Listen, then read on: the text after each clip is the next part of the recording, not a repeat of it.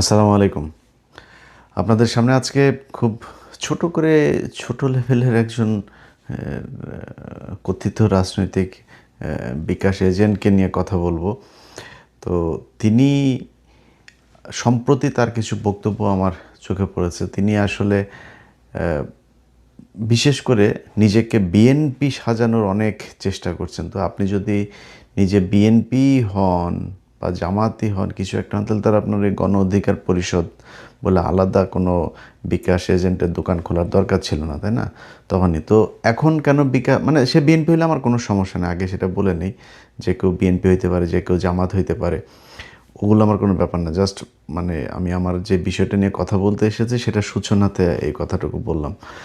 এখন সে নিজে বিএনপি সেজে তারপরে বিএনপির নেতার মতো কেন কথা বলছে, সেটা হচ্ছে আমার আলোচনার মূল বিষয়। এখানে রাজনীতিটা আসলে কোনো বিষয় না। মানুষ সেবা, তারপরে দেশের জন্য জীবন দেয়া, এগুলো কোনো বিষয় না। পকেটে টাকা আসবে, আমি আসছি, টাকা না আসলে নাই। এর আগে বিকাশে এই নুরু আর রাশেদ, এই দুইজন মিলে যে পরিমাণে টাকা পয়সা তারা কামিয়েছে, মানুষ তাদেরকে অঢেল দুহাত ভরে তারপরে এই দেশের মানুষ তাদেরকে ভালোবাসা দিয়েছে, টাকা দিয়েছে, দুইটাই দিয়েছে। কিন্তু সেই বিকাশের টাকা দিয়ে তারা কি করেছে এবং তার পরবর্তীতে গেল 2 বছরে তারা ফুলে ফেপে কি পরিমাণে টাকার মালিক হয়েছে, তার একটা ছোট্ট নিদর্শন উদাহরণ আপনাদেরকে আজকে দেখিয়ে যাচ্ছে। আমার হাতে বেশ কিছু ডকুমেন্টস এসেছে বিকাশ রাশেদের স্ত্রীর নামে, তার কয়েকটি আপনার স্ট্যাম্প। সেখানে দেখা যাচ্ছে যে রাশেদের স্ত্রী, তিনি বিভিন্ন মানুষকে টাকা সুদে লোন দিচ্ছেন। ধরেন এই যে ইউনুস, আওয়ামী লীগের লোকজন তারে ভালোবেসে বলে সুদা নিউজ, না সুদা নিউজ না কি বলে, সুধি নিউজ রে। ধরেন বাংলাদেশে সে গিয়েছে, বাংলাদেশে সে তো কোনো ভালো জিনিস শিখাই দিয়ে আসে না। ধরেন পৃথিবীর বাইরে বিভিন্ন দেশে কী আছে, সুন্দর সুন্দর ট্রাফিক ব্যবস্থা আছে, দুর্নীতিমুক্ত সামাজিক রাষ্ট্র কাঠামো আছে, তারপর আইনের রাষ্ট্রীয় কাঠামো আছে। এই যে এগুলো সে শিখায় নেই। সে বাংলাদেশে গিয়ে সে শিখিয়ে এসেছে হচ্ছে মহিলাদেরকে ন্যাংটা হয়ে রাস্তায় গিয়ে তার করতে হবে, তার অফিসের মেম্বার হইতে হবে, এরপরে তিনি সুদে টাকা দিবেন, সেই সুদের টাকা ফেরত দিতে না পারলে আবার জামাইয়ের লুঙ্গি মুঙ্গি সব খুলে নিয়ে যাবে। এইটাই সুদি ইউনুস আমাদেরকে শিখিয়েছে। তো সুদি ইউনুস থেকে এই রাশেদ, তারপরে বিকাশ নূর কয়েকদিন আগে হুট করে সুদি ইউনুসের প্রোফাইল পিকচার থেকে সরাই দিল। তার আগে প্রোফাইল পিকচার ছিল এই সুদি ইউনুসের সাথে তার ছবি, সরাই দিয়ে তার কয়েক ঘন্টার মাঝে এসে সুদি ইউনুসের বিরুদ্ধে পোস্ট করলো।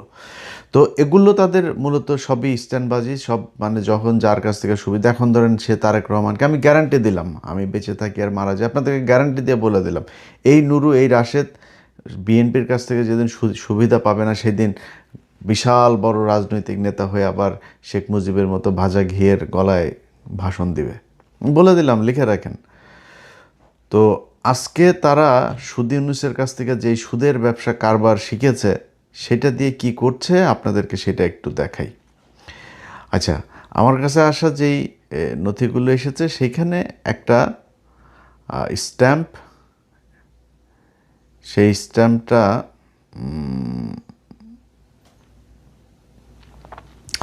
8/3/2025, অর্থাৎ 24-এর পলাতক হাসিনার পালিয়ে যাওয়ার পরে যে টাকা পয়সা কামিয়েছে, তারপর থেকেই শুরু করেছে আর কি। আচ্ছা, এইখানে প্রথম পক্ষ রাবেয়া আক্তার আলো, পিতা মোহাম্মদ আলম, ঠিকানা 5-3 ক ভাসানটেক, পশ্চিম ভাসানটেক, ঢাকা ক্যান্টনমেন্ট। রাশেদের বাসার ঠিকানা 1206 কাফরুল, ঢাকা উত্তর সিটি কর্পোরেশন, ঢাকা। পেশা ব্যবসা, রাশেদের বউর পেশা ব্যবসা, বুঝছেন তো কী ব্যবসা করে আল্লাহ জানে। তো ধর্ম ইসলাম, স্বাধীনতা, বাংলাদেশি, ভোটার আইডি কার্ড, ব্লা ব্লা ব্লা ব্লা ব্লা, সেটা না বললাম। এটা প্রথম পক্ষ। দ্বিতীয় পক্ষ হচ্ছে মোসাম্মদ হেলেনা আক্তার নামে একজনকে লোন দিয়েছেন, সুদের টাকা লাগাচ্ছেন, সেখানে শুরু করছেন। দেখেন মানে সুধারু হইল ইমানদার আছে, মহান আল্লাহকে স্মরণ করিয়া এই চুক্তিপত্র আরম্ভ করিতেছি। আমি দ্বিতীয় পক্ষ গ্রহীতা, প্রথম পক্ষ রাবেয়া আক্তার আলো হইতে 5 লক্ষ টাকা ঋণ হিসেবে গ্রহণ করি। তাতে উল্লেখ থাকে দ্বিতীয় পক্ষকে আমি প্রতি মাসে 4% লভ্যাংশ হিসাবে দিব। আচ্ছা, শর্তাবলী: ঋণের টাকা গ্রহণ করে 8/3/2025 তারিখে প্রথম পক্ষ 4% লাভে প্রতি মাসে 20 লাখ। আরে এই শালা ব্যবসা দেখছেন, 5 লাখে প্রতি মাসে 20,000 টাকা করে রাশেদের বউয়ের ব্যবসা। দ্বিতীয় পক্ষ প্রথম পক্ষকে সিকিউরিটির জন্য একখানা ব্যাংক চেক প্রদান করিবেন, যা প্রথম পক্ষ যে কোনো সময়ে উত্তোলন করিতে পারিবেন। প্রথম পক্ষের টাকা প্রয়োজন হলে দ্বিতীয় পক্ষকে 3 মাস পূর্বে জানাতে হবে। লভ্যাংশ 4%, 20,000 টাকা প্রতি মাসে দ্বিতীয় পক্ষকে প্রদান করিবেন। যদি কোনো দুর্ঘটনায় দ্বিতীয় পক্ষের মৃত্যু হয়, তার অবর্তমানে চুক্তির সমস্ত টাকা তার ওয়ারিশগণের উপর বর্তাইবে, ও যদি কোনো দুর্ঘটনায় প্রথম পক্ষের মৃত্যু হয়, তার অবর্তমানে চুক্তির সমস্ত টাকা তার ওয়ারিশগণ বুঝিয়া পাইবেন। মানে মরার আগে তো সুদ খাবেই, মরার পরে ওর বউ পোলাপান বাচ্চা যারা থাকবে জীবিত, এদেরকেও সুদের মধ্যে দিয়া যাইতেছে, ওরা সুদ খায়া তারপরে দোয়া করবে এর জন্য। উপরোক্ত চুক্তির বরখেলাপ হইলে প্রথম পক্ষ রাবেয়া আক্তার আলো চলমান আইন অনুযায়ী আইনগত ব্যবস্থা নেয়ার ক্ষমতা রাখে। তো এখানে আপনাদেরকে আরও কিছু জিনিস দেখানো হলো। এই যে রাশেদের যে আপনার ব্যক্তিগত তথ্য, তো এগুলো সবগুলো সোশ্যাল মিডিয়াতে দেখানো ঠিক না।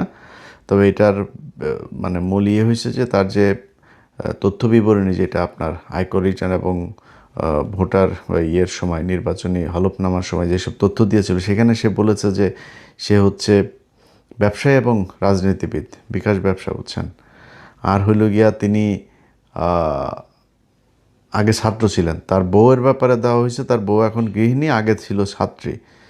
তো কয়দিন আগে তুমি দিলা তোমার বউ গৃহিণী, আবার এখন ওইখানে লিখছো যে ব্যবসা। আবার ব্যবসা, সে কি ব্যবসা? নিচতলা ভাড়া দেওয়ার, উপরতলা বড় করার ব্যবসা। সেই ব্যবসায় মানুষকে লোন দিচ্ছে, এবং এরকম লোন দেওয়ার মানে প্রমাণ একটা দুইটা না, অনেকগুলো। তো ধরেন এই হচ্ছে রাজনীতি। এই রাজনীতিবিদদের ব্যাপারে আপনাদের সবসময় সজাগ থাকতে হবে, কারণ হইল এদেরকে আপনারা উপরে তুলেছেন, আমরাও তুলেছি, এর দায় আমাদেরও আছে, আমরা বুঝতে পারি নাই। আমাদেরও এক সময় তারা এখন আমাদেরকে, আমরা নাকি ইউটিউবার, আমরা হচ্ছে, আমাদেরকে সাংবাদিক বলতে লজ্জা লাগে, বুঝছেন। তো ওর বাপ যখন ওর কেউ ছিল না, তো তখন ওর এই বাপেরা ছিল, এই বাপেরা ওদের কেউ উঠাইছে। তো যাই হোক, এদের ব্যাপারে আমাদের ভবিষ্যতে সাবধান থাকতে হবে। এরা আমাদের আবেগ নিয়ে খেলা করে তারপরে তারা আমাদের এই দেশের সাথে বেইমানি করে, আমাদের যেই আবেগ, সেই আবেগের সাথে তারা বেইমানি করে। তো তাদের ব্যাপারে খুব বিশাল আকারে কিছু বলার মতো এরকম কোনো ফিগার তারা এখনও হয় নাই। তবে আজকে যেটুকু দিলাম, এটা জাস্ট ছোট্ট একটা জিনিস, এটা আমার কোনো অনুসন্ধান না, কোনো কিছুই না। মূল যে অনুসন্ধান নুরুকে নিয়ে, সেটা চলছে। দোয়া করেন, আপনারা দেখবেন। আমি একটু সময় নিচ্ছি, কারণ অনেক জিনিসপত্র আসছে, তো এগুলো মিলায় গুছায় লিখতে টিখতে এডিটিং করতে সময় লাগবে। বাট আপনাদেরকে নিশ্চিত করলাম যে ইনশাল্লাহ আল্লাহ বাঁচায় রাখলে সেটা দেখতে পাবেন, মজা আছে সেইখানে। আল্লাহ হাফেজ।